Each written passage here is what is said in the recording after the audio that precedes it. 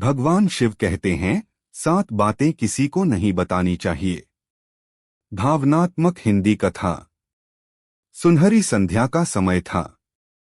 कैलाश पर्वत पर एक अलौकिक शांति पसरी हुई थी। गगनचुंबी हिमाच्छादित शिखरों के मध्य मां पार्वती ध्यान में लीन थीं। वहीं समीप भगवान शिव कमलासन पर विराजमान थे, नेत्रों में करुणा और मुख पर परम शांति की आभा। कुछ ही दूरी पर एक ऋषि, युवा, जिज्ञासु और तपस्वी हाथ जोड़े खड़े थे। उनका नाम था रत्नेश। वे वर्षों से एक प्रश्न का उत्तर ढूंढ रहे थे, मनुष्य का दुख क्यों नहीं खत्म होता जबकि वह ईश्वर की पूजा करता है, दान करता है, सत्य बोलता है और किसी का बुरा नहीं करता। भगवान शिव ने उनकी आंखों में देखा और कहा, रत्नेश, मानव दुखों का कारण सिर्फ उसका कर्म ही नहीं होता, कई बार वह अपनी ही कही हुई बातों का शिकार बन जाता है। कुछ बातें ऐसी होती हैं जिन्हें कभी किसी से नहीं कहना चाहिए, चाहे वह कितना भी करीबी क्यों न हो। ये बातें न सिर्फ जीवन का संतुलन बिगाड़ती हैं, बल्कि दुखों का द्वार भी खोल देती हैं। रत्नेश ने निवेदन किया, भोलेनाथ, कृपा करके वे 7 बातें मुझे बताइए। मैं उन्हें जीवन में उतारना चाहता हूं और अपने शिष्यों को भी सिखाना चाहता हूं। शिव मुस्कुराए और कथा आरंभ की। 1. अपनी तपस्या या साधना की गहराई किसी को न बताएं। भगवान शिव बोले, रत्नेश, पहला रहस्य है, अपनी साधना और तपस्या की गहराई को कभी किसी को न बताओ। यह तुम्हारा आत्मिक बल है। यदि तुम इसे दूसरों को बताने लगो तो अहंकार उत्पन्न होता है और अहंकार से साधना की अग्नि बुझ जाती है। एक बार की बात है, एक तपस्वी योगी ने 12 वर्षों तक मौन व्रत रखकर समुद्र किनारे तपस्या की। उनके शरीर पर बाल तक नहीं थे, बस हड्डियों का ढांचा था। लेकिन जब उनका व्रत समाप्त हुआ तो उन्होंने गांव आकर सभी को बताना शुरू कर दिया कि मैंने इतने वर्षों तक मौन साधना की है, इतने समय तक भूखा रहा। धीरे धीरे उनके चेहरे पर गर्व आ गया। उनका मौन अहंकार बन गया। कुछ महीनों में वह शक्ति चली गई जो उन्होंने वर्षों में कमाई थी।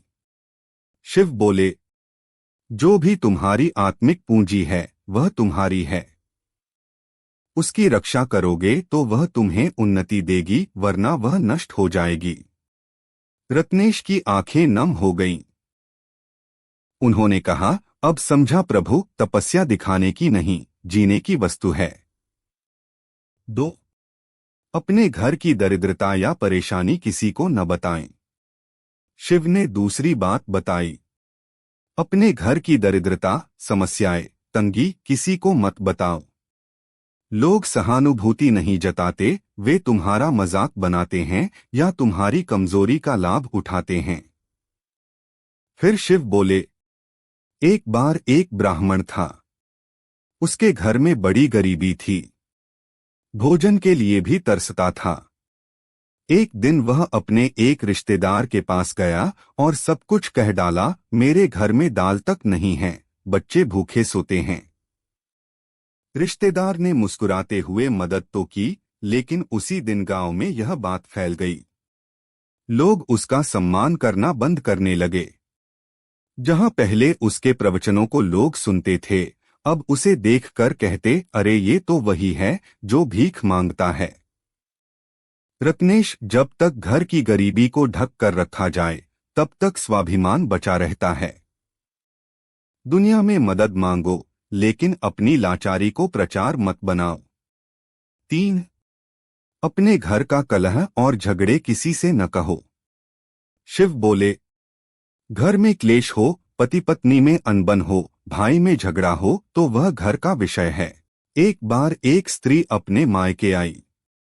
वह पति से नाराज थी। माँ ने पूछा तो उसने सब कुछ कह डाला, वह गुस्सैल है, क्रोध करता है, मुझे ताना देता है। माँ ने दुख से सुना पर कुछ न कहा। लेकिन धीरे धीरे उस घर में बेटे और बहू का संबंध खराब हो गया। क्योंकि जब झगड़ा खत्म भी हुआ तब भी माँ के मन में बहू की बातें गूंजती रहीं। बाद में माँ ने बेटे को बहकाया, तू क्यों झेले इस औरत को, और अंततः रिश्ता टूट गया। शिव ने गंभीर स्वर में कहा, हर घर में कड़वाहट आती है, लेकिन उसे सार्वजनिक मत करो।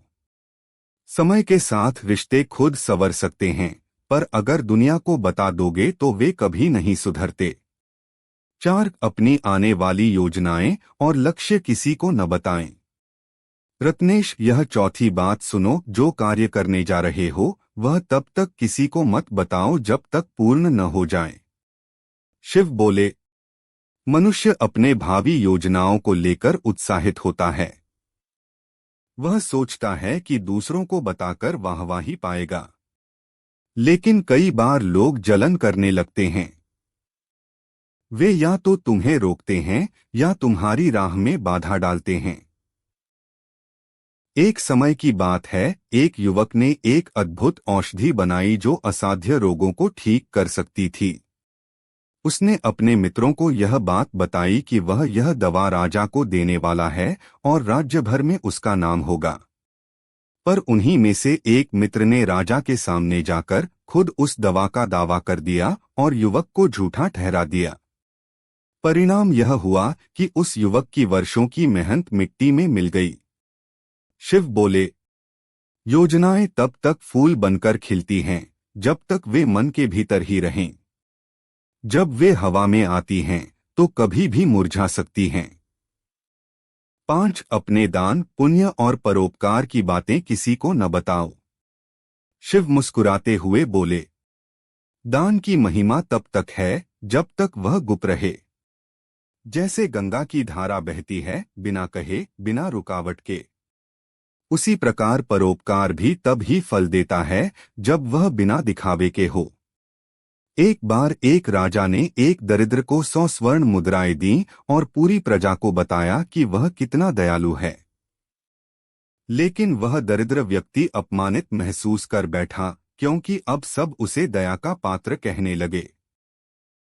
कुछ ही दिनों में लोगों ने कहानियां बना दी कि इसने खुद कुछ नहीं किया, राजा की कृपा है, वरना भूखा मरता।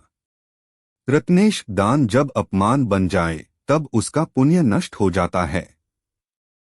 परोपकार को गोपनीय रखो, वह तभी तुम्हारे लिए शक्ति बनता है।